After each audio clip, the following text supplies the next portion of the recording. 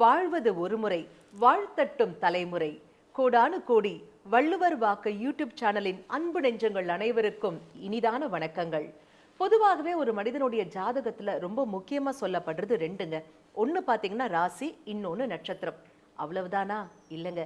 அதையும் கடந்து மூன்றாவதாக மிகவும் முக்கியமான மையப்புள்ளி ஒன்று இருக்கிறது. அதுதான் லக்னம். லக்னம் ஸ்ட்ராங்கா இருந்தாலே அந்த மனிதனுடைய வாழ்க்கை செழிக்கும் அப்படின்னு முன்னோர்கள் சொல்லியிருக்காங்கங்க. ஆனா சிலர் என்ன சொல்றாங்க அப்படின்னா, லக்னத்துல மாந்தி உட்கார்ந்துட்டாருன்னா வாழ்க்கையே போச்சுப்பா அப்படின்னு பயப்படுறாங்களே. இந்த பயம் தேவைதானா? இதற்கு ஏதாவது தீர்வு இருக்கா? இது குறித்த தெளிவான விளக்கங்களை நமக்காகவே எடுத்துரைப்பதற்காக நம்ம அரங்கிற்கு வருகை தந்திருக்காரு பாரம்பரிய திருவள்ளுவர் குல வம்சத்தில் தோன்றிய பொக்கிஷம், ஆதிகால பரிகார செம்மல், பிரசன்ன ஜோதிட ஞானி டாக்டர் திரு சுபம் மாரிமுத்து ஐயா அவர்கள் இங்கு வருகை தந்திருக்காரு. வாங்க நேயர்களை அவரை சந்திப்போம். வணக்கம் ஐயா. வணக்கங்கம்மா, ரொம்ப சந்தோஷம். அனைவருக்கும் வணக்கம். பாரம்பரிய திருவள்ளுவர் குலவம்சம், பிரசன்ன ஜோதிடர் சுபம் மாரிமுத்து, திருப்பூர்லேருந்து இந்த பதிவு உங்களுக்காக. அம்மா சொல்லுங்கம்மா. ஐயா, நீங்க ஆதிகால பரிகார செம்மல் இல்லைங்களா? அதனால எங்களுடைய பயத்தை போக்கக்கூடிய அந்த கேள்வியை நான் உங்ககிட்ட வைக்கிறேங்க ஐயா. நிறைய பேர் என்ன சொல்றாங்கன்னாக்க, ஒரு மனிதனுடைய வாழ்க்கையில ராசி நட்சத்திரத்தை கடந்து லக்னமும் ரொம்ப ஸ்ட்ராங்கா இருக்கணும்னு சொல்றாங்க இல்லைங்களா? ஆனா அப்படி இருக்கக்கூடிய அந்த லக்னத்துல சப்போஸ் மாந்தி பகவான் உட்கார்ந்துட்டாருன்னா வாழ்க்கையே போச்சுப்பா அப்படின்னு எங்களை மிரட்டுறாங்களே. இதற்கு நீங்க தாங்க ஐயா ஒரு தெளிவான விளக்கம் கொடுக்கணும். கண்டிப்பாங்கம்மா, ரொம்ப சந்தோஷம். இப்போ லக்கணத்துல மாந்தி இல்லைங்களா? அதாவது சூரியனுடைய மகன் சனி, சனி பகவானுடைய கிரகம்தான் மாந்தி. இந்த மாந்திங்கிறது இப்போ இங்கே சூரியன், அப்புறம் சனி, அப்புறம் மாந்தினா அப்போ சூரியனுக்கு பேரன் தானே? கரெக்டு தானுங்கம்மா? அப்பா மகன் பேர. சூரியனுடைய மகன் சனின்ட்டா இப்போ சனியோட மகன் மாந்தி. அப்போ சூரியனுக்கு மாந்தி பேரன் தானேங்க? இல்லைங்களா? அப்போது இந்த மாந்தி என்ன அப்படின்னு கேட்டிங்கன்னா, அந்த காலத்தில் ஜோதிடம் கணிக்கும் போதே இப்போ 12 ராசி கட்டம் இருக்குது இல்லைங்களா? 9 கிரகம் இருக்குது. அதுபோக லக்கணம் ஒரு கிரகம் 10, மாந்தி ஒரு கிரகம் 11. இன்னும் ஒரு கிரகம் இருந்துருந்துச்சுன்னா 12 கட்டத்துக்கு 12 சரியாக போயிருக்கும். அப்போ அந்த 12க்கு ஒரு கட்டம் எப்போவுமே காலியாக தானே இருக்குங்க. அப்போ இதனால் என்ன அப்படின்னு கேட்டிங்கன்னா, நாம் பிறக்கும் போதே கர்மாவை அனுபவிச்சுதான் ஆகணுங்கிறதுக்காகத்தான் கடவுளே ஒரு கட்டத்தை தள்ளி வச்சு என்னங்கம்மா 11 வரைக்கும் வந்துருச்சுங்க. அந்த ஒரு கட்டம் இல்லைங்கும் போது எல்லாம் ஓடி சுற்றி ஏதோ ஒரு கட்டத்தில் அந்த இடத்துல தான் ஒரு கர்மா ஒளிஞ்சிருக்கும். அதனால தான் 12 ராசியில் 11 கிரகத்தை அந்த காலத்தில் ஃபிக்ஸ் பண்ணியிருக்காங்க. இதில் மாந்திங்கிறது என்ன அப்படின்னு கேட்டிங்கன்னா, அந்த காலத்தில் ஜனனத்துக்கு சூரியன் தேவை, மரணத்துக்கு மாந்தி தேவை. அதனால தான் குளிகை காலத்தில் ஒரு பிரேதத்தை எடுக்க வேண்டாம்னு சொல்லுவாங்க. குளிகை காலத்தில் ஒரு காரியத்தை செஞ்சால் அந்த குளிகன் அப்படிங்கிறத மாந்திங்க பேர். அந்த காலத்தில் குளிகன், இந்த குளிகனுக்கு பேர் தான் மாந்தி. அந்த காலத்தில் குளிகை காலத்தில் எது செஞ்சாலும் அது தொடர்ந்து நடந்துகிட்டே இருக்கும்னு சொல்லுவாங்க. அப்போ அந்த இறப்பு சம்மந்தப்பட்டதையுமே அந்த குளிகை நேரத்தில் எடுத்தாங்கன்னா அந்த வீட்டில் இன்னொரு பிரேதங்கள் உருவாகுங்கிறக்காகத்தான் அவங்க என்ன பண்ணிட்டாங்கன்னா, குளிகை காலத்தில் எடுக்காதீங்க அப்படின்னு கொஞ்சம் பார்த்து எடுங்கன்னு ஜோசியர்கிட்ட ஜாதகம் பார்ப்பாங்க. அப்போ அந்த காலத்தில் அப்போ லக்கணத்தில் மாந்தி யாருக்கெல்லாம் இருக்குதோ அவங்களுக்கு அந்த பிரேத தோஷம் இருக்குது. பிரேத தோஷம்னா என்னங்க ஐயா? என்னங்க பிரேத தோஷம்னா என்னங்க ஐயா?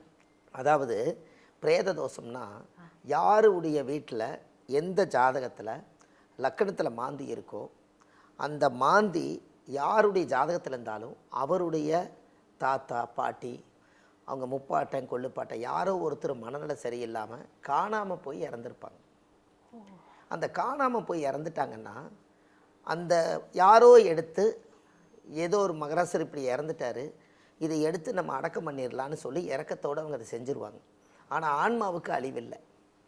அது திரும்பி என்னாகுன்னா, அந்த ஆன்மா திரும்பி யாருடைய ரிலேட்டிவோ அவங்க வம்சத்துலேயே அது சுற்றிட்டு இருந்து அந்த கரு என்னைக்கு உருவாகுதோ அப்போ இந்த மாந்தி உருவாகி பிறக்கும்போது லக்கணத்திலேயே பிறந்து, நான் தான் அந்த ஆன்மா, என்னை எப்போ சாந்தப்படுத்துகிறீங்களோ அது வரைக்கும் உங்கள் லக்கணத்திலேயே மாந்தி தோஷத்தோடவே தான் நான் பிறப்பேன்னு சொல்லி அவங்க வம்சத்தில் அந்த மாந்தி தோஷம் லக்கணத்தில் வந்துக்கிட்டே இருக்குங்க. அதுக்கு தான் குளிகை நின்ன வீடு குட்டிச்சவர்னு சொன்னாங்க. அந்த காலத்தில் முன்னோர்கள் குளிகை நின்ன வீடு குட்டிச்சவருன்னா அப்போ ஜாதகரே லக்னம் தான். நம்ம மேலே போய் அந்த மாந்தி உட்காந்துருச்சுன்னா நம்ம அந்த நெகட்டிவ் தாட்டவே அனுபவித்து காலம் ரொம்ப காலம் ஆயிருங்க. அப்போ அந்த காலத்தில் நம்ம எப்போ நம்ம முன்னுக்கு வர முடியுங்க? நீங்கள் அவங்களுடைய முகத்தை மட்டும் பாருங்கள். மாந்தின்னா இறப்புன்னு சொல்லிட்டோம், பிரேத தோஷம்ன்ட்டோம். அந்த லக்கணத்தில் மாந்தி இருக்கிறவங்களுடைய முகத்தை பார்த்தீங்கன்னா, முகம் நல்லா பிறக்கும்போது நல்லா இருக்கும். அவங்க கொஞ்ச நாள் தலையெடுக்க எடுக்க எடுக்க அவங்க முகமெல்லாம் கருப்பாயிருங்க. இந்த பிரேத தோஷம் ஏன்னா லக்கணம் தான் முகம். இந்த நெகட்டிவான கர்ம இருக்கிறனால ஃபஸ்ட்டு இந்த முகத்தை கெடுத்துரும். அவங்களுடைய முகம் வந்து இது நானா இது அப்படிங்கிற மாதிரி அவங்களுக்குள்ள ஒரு தாட் இருக்குங்க. ஒன்று. ரெண்டாவது, அவங்களுக்கு அந்த காலையில் எந்திரிச்சு உட்காந்தோடனே இந்த பாசிட்டிவாக நினைக்கிற திங்கிங் வந்து வராது. இந்த மாந்தி அவங்கள போட்டு அமுத்தி நெகட்டிவை மட்டும் யோசித்து அந்த தன்மையை அறிஞ்சு அவங்க பெருசாக வளர விடாது. அப்போ இதுக்கு இந்த மாந்தி வந்து லக்கணத்தில் போய் உட்காந்துரும். அப்போ அந்த பிரேத தோஷம் இருக்கிறனால அவங்க உடம்புல அந்த நெகட்டிவ் தாட் இருக்குது. இதனால தான் ஒரு ஜாதகத்தில் நல்ல திசை நடக்குதுங்க. அது ஏன் எனக்கு நல்ல திசை நடக்குதுன்னு சொல்கிறீங்க, ஜாதகத்தில் எல்லா கிரகமும் நல்லா இருக்குதுங்கிறீங்க, ஏன் என்னால் மட்டும் நல்லா பெருசாக வளர முடியும்? நிறைய பேருக்கு இருக்கக்கூடிய கேள்வி ஐயா. எங்களோட திறமை இருக்குது, அறிவு இருக்குது, ஆற்றல் இருக்குது. எங்களோட முன்னோர்கள் நிறையா சொத்து சம்பாரித்து வச்சுருக்காங்க. ஆனால் என்னால் தனிப்பட்ட முறையில் ஒரு சாம்ராஜ்யத்தை உருவாக்க முடியல. எனக்குள்ள அந்த ஆதங்கம் இருக்குது. என்கான படித்தவர், அவர் கல்யாணம் பண்ணிட்டார், குழந்தை பெற்றுட்டார், தொழில் பண்ணி இன்றைக்கி ஸ்டாராக இருக்கார். ஆனால் நான் அப்படியே தான் இருக்கேன். இப்படியெல்லாம் ஒரு விதிவிலக்கங்கள் வந்து அவங்க கொடுப்பாங்க. அப்போ அப்படி கொடுக்கும்போது அந்த மாந்தி வந்து அந்த லக்கணத்துக்குள்ளே போட்டு அமுத்தி உட்கார்ந்ததுனால அவரை எந்திரிக்க விடாமல் அமுத்தி போடும். இது ரொம்ப காலமாக இது போராடமாக பல வருஷமாக இந்த மாந்தி தோஷம் நிறையா குடும்பத்துக்குள்ளே அது இருக்குதுங்க. நம்ம இந்த மாந்தியுடைய கணிதம் ஆதி காலத்தில் எல்லாம் பண்ணி வச்சாச்சு. அதை எடுத்து அவங்களுக்கு சொல்லி அதை வந்து அதுக்குண்டான நிவர்த்தி பண்ணிட்டாங்கன்னா அசுர வளர்ச்சிக்கு போயிடுவாங்க. ஏன்னா ஆதிகால பரிகாரத்துல வந்து நீங்க ஒரு மிகப்பெரிய ஒரு சாம்ராஜ்யமே வந்து செஞ்சு வச்சிருக்கீங்கன்னு சொல்லணும் ஐயா. அதற்கு உரித்தான ஒரு சிறு எடுத்துக்காட்டு தான் இந்த புத்தகம் அல்ல பொக்கிஷம் பாகம் 2ம் ரெடி ஆயிட்டு இருக்கு இல்லைங்களா ஐயா? அது ரெடி பண்ணிட்டு ஆதிகால பரிகாரங்கள் குறித்த ஒரு பொக்கிஷம் இது. இப்ப நம்ம நீங்க அதற்கான விளக்கம் கொடுக்கணும். ஆமாங்கம்மா. இப்போ நம்ம பேசுறது எல்லாமே புத்தகமா வடிக்கிறதாங்க. நம்ம கடவுள் கொடுத்த ஞானத்துல என்னெல்லாம் நமக்கு இந்த உலகத்துக்கு கொடுக்கணுமோ அதை எல்லாத்தையும் எழுத்து வடிவத்தில் அது பாகம் போயிட்டு இருக்குதுங்க. யாம் பெற்ற இன்பம் பெருக வையகம்னு எங்களுக்காகவே நீங்க கொடுத்துருக்கீங்க ஐயா, அப்படின்னு தான் சொல்லணும். ஐயா நீங்க சொல்லுங்க, இப்ப லக்னத்துல மாந்தி வந்துருச்சு, வாழ்க்கையில எழுந்திருக்கவே முடியல, நொந்து நூடுல்ஸ் ஆயிட்டாங்க, இதற்கு உங்களுடைய ஆதிகால பரிகார முறையில தீர்வுகள் இருக்கா? எழுப்பி நிமிர முடியுமா? கண்டிப்பாங்கம்மா. இதுல நிறைய பேர்த்துக்கு நான் ஜோதிடம் சொல்லி அந்த அவங்களுடைய கண்ணார அவங்களுடைய முக மாற்றத்தையும் கூட அது பார்க்குற அளவுக்கு ஒரு ஆதிகால பரிகாரம் வச்சுருக்கேங்க. எப்படின்னு கேட்டிங்கன்னா, யாருக்கு லக்கணத்தில் மாந்தி பிரேத தோஷம் இருக்குதோ அவங்க வந்து ஒரு ஆதரவற்ற பிரேதத்தை எடுத்து அடக்கம் பண்ணுனா அந்த கர்ம நிவர்த்தி ஆயிடும். எப்படிங்கம்மா? ஏன்னா இவங்க வந்து காணாமல் போய் இறந்தவருக்கு ஆதரவற்றவங்கன்னு சொல்லி யாரும் அடக்கம் பண்ணாங்க இல்லைங்களா? அதுக்கு பதிலாக நம்ம ஜிஹெச் ஆஸ்பத்திரியில் காவல்துறை அதிகாரி வச்சு முறையாக ட்ரஸ்ட் எடுத்து அடக்கம் பண்ணுவாங்க. அவங்களோட இவங்க கூட போய் ஒரு கோடி துணி ஒரு மாலை வாங்கி போட்டு, கடவுளே என்னுடைய முன்னோர்கள் யாரோ ஒருத்தர் இப்படி காணாமல் இறந்துட்டாங்க, அதோட ஆத்மா சாவை எங்கள் வம்சாவளியாக வருது, அந்த முன்னோர்கள் இறந்தவங்களுடைய பேர் ஊர் தெரியல, அதனால இந்த ஆதரவற்ற பிரேதம் எங்களுடைய குடும்பத்தில் ஒருத்தரான நினச்சி நான் அந்த பிரேதத்துக்கு நான் என்ன ஈமகாரியம் செய்யணுமோ நான் எல்லாமே செய்யறேன்னு சொல்லி அந்த ட்ரஸ்ட்டுக்கு அவங்களுக்கு வந்து அந்த பிரேதத்தை அடக்கம் பண்ணுறதுக்கு என்ன பைசாவோ இவங்க சம்பாரிச்சதில் அதை கொடுத்து அதை அடக்கம் பண்ணி அதுக்கு கொண்டு போய் ஒரு 16 நாளுக்கு அப்புறம் ஒரு திதி தர்ப்பணம் கொடுத்து ஒரு தர்ம பிண்டம்னு சொல்லி கொடுத்துட்டாங்கன்னா இதுவும் மோட்சத்துக்கு போயிருங்க. அந்த ஆதரவற்றது ஆன்மா துடிச்சிட்டு இருந்தது இல்லைங்களா, அவங்களும் மோட்சத்துக்கு போயிடுவாங்க. அப்போ தான் இவங்க லக்கணத்தில் இருந்து மாந்தி ரிலீஸ் ஆகுங்க. அருமை ஐயா. அதாவது ஒரு பிரச்சனை அப்படின்னு உங்ககிட்ட வந்தாக்க இந்த பூஜை பண்ணுங்க, இந்த பரிகாரம் பண்ணுங்க, இவ்வளவு செலவாகும் அப்படின்னு நீங்க எல்லாரையும் பிடிச்சி இழுத்து விடாம ரொம்ப சிம்பிளா முள்ளால தான் எடுக்கணும், வைரத்தை கொண்டு தான் கட் பண்ணணும் அப்படிங்கிற மாதிரி உங்களுக்கு இந்த பிரச்சனை இருக்கா, அதற்கு உரித்தான ஒரு பரிகாரத்தை செய்யுங்க, உங்களுடைய வாழ்க்கை செழிக்கும் அப்படின்னு சொல்றீங்க பாத்தீங்களா? ஹேட்ஸ் ஆஃப் ஐயா. அற்புதமான ஒரு விளக்கம் நிஜமாவே நீங்க கொடுத்திருக்கீங்க. ஒரே ஒரு சின்ன சந்தேகம் என்ன தோணுதுங்கன்னா ஐயா, இப்போ வந்து லக்னத்துல மாந்தின்னு போட்டிருக்கு. இப்போ இந்த பரிகாரம் செஞ்சாக்கு நாங்க வேற ஒரு ஜோதிடர்கிட்ட போயிட்டு எங்க ஜாதகத்தை காமிக்கிறோம்னாக்கா அப்பவும் லக்னத்துல மாந்தி அப்படிங்கிறது இருக்கத்தானே செய்யும் ஐயா. அப்ப அது என்ன எப்படி மாறும்? அது நல்ல கேள்விங்கம்மா. இப்ப ஜாதக கட்டத்துல இருக்கிறத ஆராய்ச்சி பண்ணித்தான் ஒரு பரிகாரமே ஃபிக்ஸ் பண்ணி நம்ம செஞ்சுட்டாலும் கூட ஜாதக கட்டத்துல ஃபிக்ஸ் பண்ணது எழுதுனது தான், அது மாற போறதில்லை. ஆனால் அந்த ஜாதகத்தில் வந்து இன்னொரு பக்கத்தில் நம்ம என்ன எழுதி வைக்கலான்னா, இப்போ ஒரு மாந்தி தோஷம் இருக்குது, நான் பிரேத தோஷம் இருக்குது அப்படின்னு சொன்னால் நான் வந்து ஒரு ஜோசியருடைய சொல் பேச்சு கேட்டு நான் அந்த ஆதரவற்ற பிரேதத்தை அடக்கம் பண்ணி அந்த ஆத்மா சாந்தி பூஜை பண்ணிட்டேன்னு சொல்லி நீங்கள் மறுபக்கத்தில் எழுதி வச்சிங்கன்னா அவர் ஒரு ஜோசியர்கிட்ட கொண்டுட்டு போய் காட்டும்போது இதுக்கு பிரேத தோஷத்துக்கு நீங்கள் பிரேத அடக்கம் பண்ணிட்டு வாங்கன்னு சொன்னால் அதுக்கு முன்னாடி அவர் சொல்லாததுக்கு முன்னாடியே நீங்கள் எழுத்துப்பூர்வமாக எழுதி வச்சுருந்தீங்கன்னா இதை பார்த்து அவங்க ஏற்கனவே செய்துட்டாங்கன்னு மற்ற பலனை அவர் கரெக்டாக சொல்லுவார். நம்ம எழுதாமல் விடுறதுனால தானே அந்த ப்ராப்ளம். அருமை ஐயா, அருமை. அதே மாதிரி வாழ்க்கையில பிரச்சனை வந்தாலும் ஜோதிடர் நம்ம தேடியே போறோம் இல்லைங்களா? பிரச்சனையே இருக்காது. இந்த பரிகாரம் நீங்க சொல்லக்கூடிய அந்த பாரம்பரிய அற்புதமான பரிகாரம் பண்ணி முடிச்சுட்டாக்கா வாழ்க்கையில பிரச்சனையே இருக்காது. அப்புறம் நாங்க எதுக்கு ஜோதிடர் தேடி போக போறோம் இல்லைங்களா? அதுவும் ஒரு கேள்வி. ஆமாங்கம்மா, உங்களுக்கு பிரச்சனை இல்லைன்னா கடவுளுக்கு அர்ச்சனை இல்லை, அதானே? அருமை ஐயா, அருமை. கர்ஜனை மாதிரி ஒரு விளக்கம் கொடுத்தீங்க. ஆமாங்க, உங்களுக்கு பிரச்சனை இல்லைன்னா கடவுளுக்கே அர்ச்சனை இல்லை, அதுதானே? அப்போ இந்த மாந்தி தோஷத்தை உண்மையாலுமே நீங்கள் ஆத்மாவை எடுத்து அடக்கம் பண்ணி அந்த ஆத்மா மோட்சத்துக்கு போயிருச்சுன்னா இந்த பரிகாரம் பண்ணினது வந்து எப்போ தெரிஞ்சுக்க முடியும்னு கேட்டிங்கன்னா, அவருடைய குழந்தைகளுக்கு கல்யாணம் பண்ணி வச்சு அவருக்கு பிறக்கிற குழந்தைக்கு லக்கணத்தில் மாந்தி தோஷம் வராதுங்க. என்னங்கம்மா? ஏன்னா இவங்க இந்த தலைமுறையில் செஞ்சுட்டா அடுத்த தலைமுறைக்கு இந்த மாந்தி கட்டாயிரும். அப்போ அந்த மாந்தி தோஷம் வராது. அப்போ அவங்களுக்கு அவங்க காலத்திலேயே குழந்தைகளுக்கு போகக்கூடாது, குழந்தைகள் பிறந்து அதுக்கு படித்து அது கல்யாணம் வச்சு அதுக்கு பிறக்கிற குழந்தைகளுக்கு இந்த ஆத்மா தோஷம் வரக்கூடாதுங்கிறது தான் ஒரு ஆத்மாவை எடுத்து அடக்கம் பண்ணுறதுங்க. அதனால தான் அந்த மாந்தி தோஷங்கிறது ஒரு விஷயம். அதுக்கு ஒரு கோவில் வச்சுருக்கிறேங்க. இந்த மாந்தி தோஷத்துக்குன்னே ஒரு கோவில் வச்சுருக்கேன். திருநெல்வேலி மாவட்டம் கூடங்குளம் விஜயாபதி விஸ்வாமுத்தருடைய ஆலயம். விஸ்வாமுத்தர்னா தசரத மகாராஜாவுக்கு குழந்தை இல்லைங்க. அப்போ தசரத மகாராஜாவுக்கு குழந்தை இல்லாதனால விஸ்வாமுத்தர் வந்து அந்த வீட்டுக்கு குடும்ப ஜோசியராக இருந்திருக்காருங்க. ஒரு நாட்டுக்கே அரசனாக வாழ்ந்தவர். ஆன்மீகம் அவருக்கு பற்று ரொம்ப பிடிச்சு போய் தசரத மகாராஜாவுக்கு ஜாதகம் பார்த்து தசரத மகாராஜா கிட்ட சொல்லியிருக்காரு, உங்களுக்கு புத்திர தோஷம் கிடையாது, புத்திர யாகம் செய்தீங்கன்னா உங்களுக்கு ஆண் புத்திரன் கிடைக்கும்னு அவர் வந்து விஸ்வாமுத்தர் வாக்கு கொடுக்குறாரு. அப்போ உடனே தசரத மகாராஜா அந்த யாகத்துக்கு நீங்கள் ஏற்பாடு செய்யுங்கிறார். அப்போ உடனே என்ன பண்ணுறாரு அப்படின்னு கேட்டிங்கன்னா, அந்த யாகம் செய்து முடித்தோன்னையுமே ராமர் பிறக்கிறாருங்க. அந்த ராமர் பிறந்து ராமருக்கு வளர்ந்து ஆளாகி பெருசாகி விஸ்வாமுத்தர் தான் வந்து ராமருக்கும் சீதாதேவிக்கும் திருமணம் கோலம் பண்ணி வைக்கிறாங்க. எல்லாம் பண்ணி வச்சு எல்லாம் நல்ல மனங்கோலமாக வாழ்ந்து நாட்டை அரசாள்றாரு. ஆனால் விஸ்வாமுத்தருடைய சங்கல்பம் என்னென்னு கேட்டிங்கன்னா, எல்லா சித்தர்களும் ஒவ்வொரு வித்தியாசமான சங்கல்பம் எடுத்திருப்பாங்க. இப்போ கொங்கண சித்தர் தவம் பண்ணது என்னென்னு கேட்டிங்கன்னா, செல்வமும் புகழும் என்று தவம் பண்ணார்.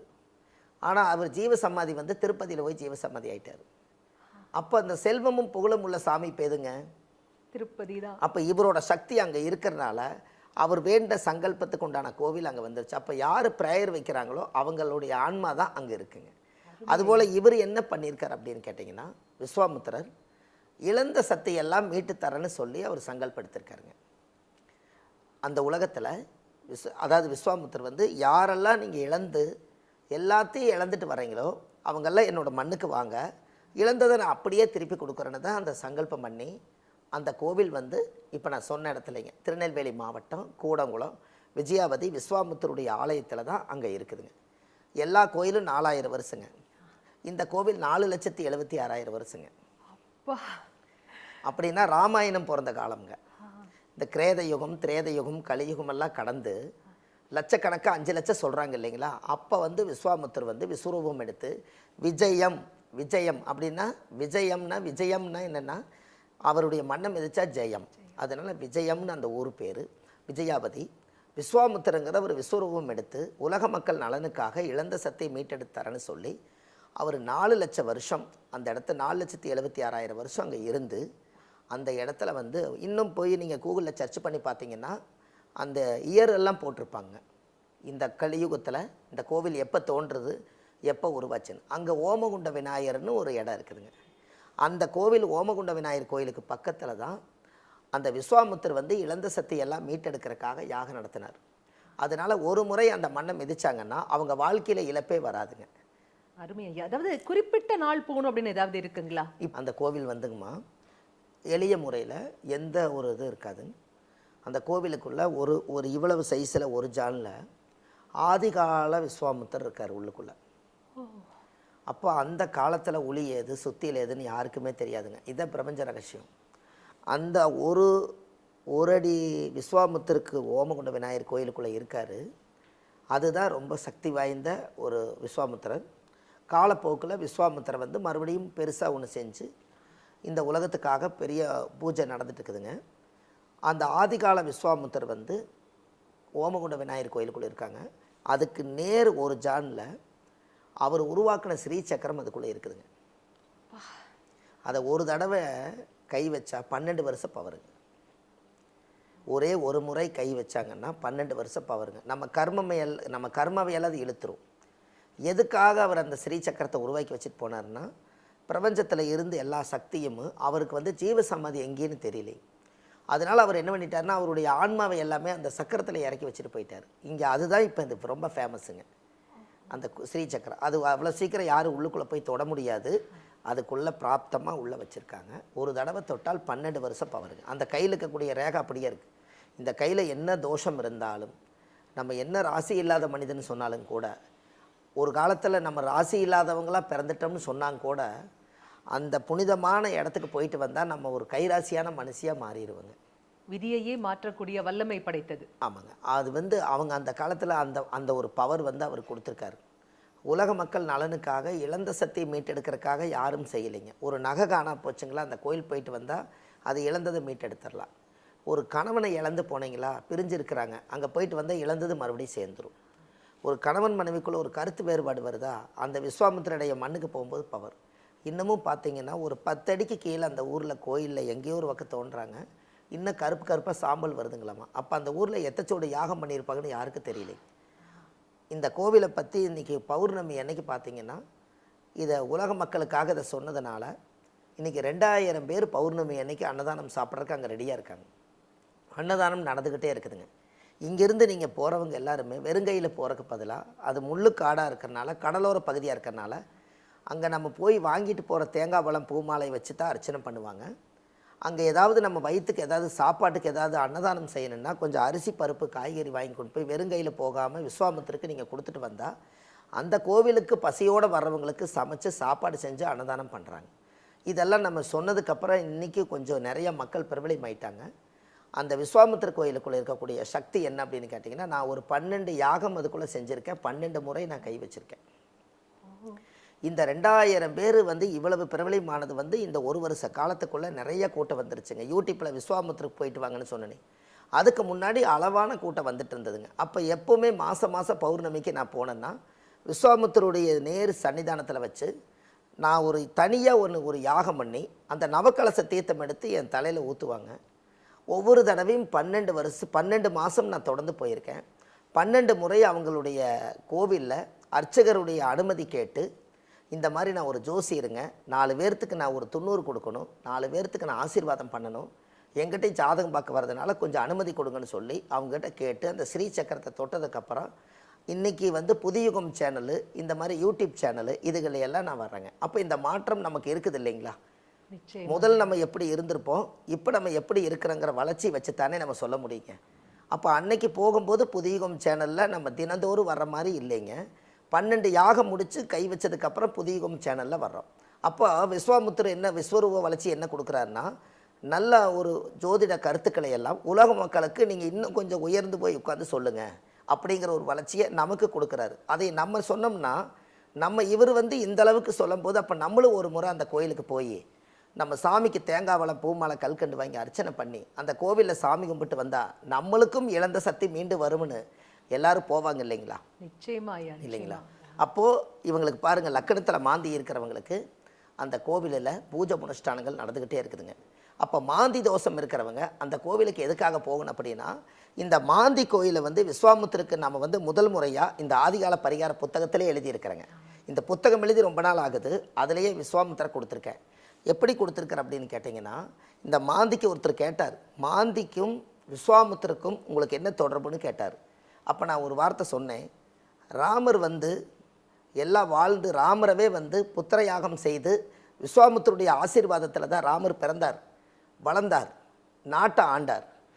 அவருக்கு பல சோதனைகள் நிறையா இருந்தது. அவர் வந்து இந்த கோச்சாரத்தில் குருகள் வர்ற மாதிரி ஜென்ம ராமர் வனத்திலே சீதை சிறை வைத்ததும், தீதிலாதொரு 3 துரியோதனன் படைமாண்டதும், இன்மை 8 வாலிப பட்டம் இழந்து போனதும், ஈசனா ரூபத்திலே தலையோட்டில் பிச்சை எடுத்ததும், தர்மபுத்திர நாளிலே வனவேசப்படி போனதும், சத்தியமா முனியாற்றிலே யானை காலி தலை வீழ்ந்ததும், உண்மை உற்றிட ராவணன் முடி 12 விழுந்ததும். அருமை அருமை அருமை அப்பா. அப்போது ராமர் வந்து சீதாதேவியை கடத்திட்டு போனதுனால ராவணன் வந்து கடத்திட்டு போனதுனால ராமர் பல நாள் பழி வச்சு ஒரு நாள் போய் ராவணனை கொல்றார். அதை கொன்ன உடனே அந்த ஆத்மா தோஷம், ஒரு ராவணேஸ்வரன்கிறவர் ஈஸ்வர பட்டம் படித்தவர், அது உலகத்துக்கே பெரிய 9 நவகிரகத்தையும் கட்டி ஆளக்கூடிய சக்தி ராவணனுக்கு இருந்திருக்குதுங்க. அந்த ராவணனுடைய சக்தி, அந்த ஆத்மா தோஷம் இவர் கொன்னதுனால அந்த பிரேத தோஷம் ராமருக்கே வந்துருச்சு. பிரம்மகத்தி தோஷம் ப்ளஸ் பிரேத தோஷம். பிரம்மகத்தி என்பது என்ன? பிரம்மைனா மனநல சரியில்லாமல் சுயபுத்தி இழந்து என் மனைவியை நீங்கள் எப்படி கொண்டுட்டு போய் இப்படி கடத்தி வைக்கலான்னு சொல்லி ஒரு பக்கம் ஒரு கோபம், இன்னொரு பக்கம் என்னுடைய மனைவியை கொண்டுட்டு போனதுனால நான் அழிச்சே தீர்வுன்னு அவரோட வேகம். இந்த ரெண்டும் சேர்ந்து 2 தோஷம் ஒன்றா பிடிச்சது. பிரம்மை இழந்ததுனால பிரம்மகத்தி தோஷமும், அந்த ஆத்மா இறந்ததுனால பிரேத தோஷம் ரெண்டும் இருந்ததுனால லக்கணத்தில் மாந்தி இருக்கிறவங்க பிரேத தோஷம் இருக்குது. அதனால ராமரே போய் விஸ்வாமித்திரர்கிட்ட சொல்லி என்னுடைய சுயபுத்தியெல்லாம் நான் இழந்துட்டேன், இனிமேல் எனக்கு இழந்த சக்தியெல்லாம் வரணுன்னா நான் உங்களை தவிர நான் எங்கே போகிறதுன்னு கேட்டங்காட்டி அந்த கோவிலில் நவக்கலச பூஜை பண்ணி அந்த தீர்த்தம் எடுத்து விஸ்வாமித்திரர் ராமர் தலையில் ஊற்றினோடனே ராமருக்கே பிரேத தோஷம் நிவர்த்தியாச்சு. அதனால லக்கணத்தில் மாந்தி இருக்கிறவங்க விஸ்வாமித்திரர் கோயில் ஒரு முறை போயிட்டு வந்தால் அந்த ஜாதகத்தில் மாந்தி பிரேத தோஷம் நிவர்த்தியாகும். அருமை ஐயா. விஸ்வாமித்ரர் எப்படி அன்னைக்கு வந்து குல குருவாக நின்று தசரதர் குலத்தையே காத்தாரோ, அதே மாதிரி அகிலத்தின் குருவாக நின்று நீங்க எங்களுக்காகவே எங்க வாழ்க்கையில வரக்கூடிய எல்லா பிரச்சனைகளையும் போக்கக்கூடிய அற்புதமான விளக்கம் கொடுத்தீங்க. அதாவது வாழ்க்கையில ஏமாற்றத்தை மாற்றமாக மாற்றி அந்த மாற்றத்தையும் ஏற்றமாக எடுத்து சென்ற பெருமை உங்களையே சேரும் அப்படின்னு சொல்லணும் ஐயா. கோடான கோடி அன்பு நெஞ்சங்கள் அனைவர் சார்பாகவும் சிரம் தாழ்ந்த நன்றிகள். ரொம்ப நன்றிங்கம்மா, ரொம்ப நன்றிங்கம்மா, வணக்கங்கம்மா. என்னங்க இவ்வளவு தெளிவான விளக்கங்கள் நம்ம ஐயா நமக்காகவே கொடுத்தாரு இல்லையா?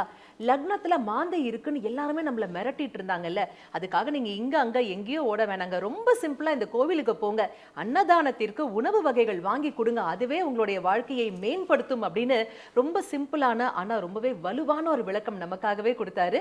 இதே மாதிரி இன்னும் அடுத்த எபிசோட்ல சுவாரஸ்யமான விளக்கங்கள் நிறைய ஐயா நமக்காகவே கொடுக்க போறாரு. அதனால எங்கேயும் போயிடாதீங்க. மறக்காம நம்ம வள்ளுவர் வாக்கு யூடியூப் சேனலை லைக் பண்ணுங்க, ஷேர் பண்ணுங்க, சப்ஸ்கிரைப் பண்ணுங்க. மீண்டும் சந்திப்போம். அதுவரை நன்றி, வணக்கம். அனைவருக்கும் வணக்கம்.